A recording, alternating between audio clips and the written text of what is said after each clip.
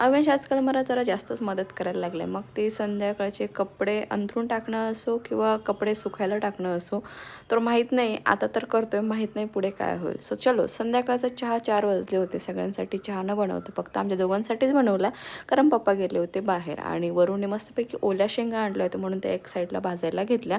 तोपर्यंत म्हटलं चला भाजते तोपर्यंत पटपट चहा बनवून घेऊयात. चहा तर माझा अगदी कमी साखरेचा असतो, म्हणजे नाहीच्या बरोबरच मी आजकाल साखर घेते. जेव्हापासून वेट लॉस मनावर घेतलेला आहे ना, तेव्हा चहा अजिबात म्हणजे घेते थोडाफार, पण साखर अगदी कमी. पण वरून काय त्याची साखर बंद करायला नाहीच म्हणतोय, त्याला 1-1.5 चमचा तरी लागतेच. म्हटलं चला आम्ही दोघंजण तोपर्यंत चहा घेतो. इकडे दोघांना खायला पराठा वगैरे बनवला होता, तो त्यांना खायला दिला. आता इथे पराठा खाता खाता अवेश नेहमी स्टडी करतो किंवा खेळतो, त्याला जे आवडेल ते करत असतो.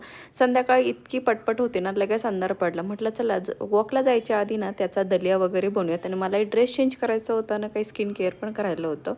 आणि नॉर्मली मी वॉकला जायच्या आधी ना ट्राय करत असते की सगळं मेकअप, म्हणजे मेकअप तर ठेवतच नाही, पण तरी पण फेस वॉश प्रॉपर करूनच जाते, कारण आल्यानंतर परत एकदा फेस वॉश करते. तर इथे ना आवळ्याचा दलिया लावून दिला आणि किचन वगैरे लगेच सगळं साफ करून घेतलं. त्या वेळेस आवरलं ना की नेहमी बरं असतं, म्हणजे परत घाण वगैरे होत नाही. आणि आपण बाहेरून आल्या की लगेच सगळ्या गोष्टी स्वच्छ असेल ना की हाताखाली मग बरं वाटतं. त्याच्यानंतर फेस वॉश वगैरे सगळं करून घेतला, सगळा मेकअप रिमूव्ह केला. मेकअप रिमूव्हला मी काय वापरते मी ऑलरेडी शेअर केलेलं आहे. त्याच्यानंतर मस्तपैकी आपलं वॉकचा ड्रेस रेडी केला, वॉकला वगैरे निघाली. बघू शकता एकदम फेसवरती ग्लो छान आहे. त्याच्यानंतर रात्री झोपायची वेळ होती, सगळं आवडलं. तर इथं आवेश मला बघा कशी किंवा त्याची पिलो असेल किंवा काय असेल ना, हे सगळं त्यानेच काढून दिलेलं आहे.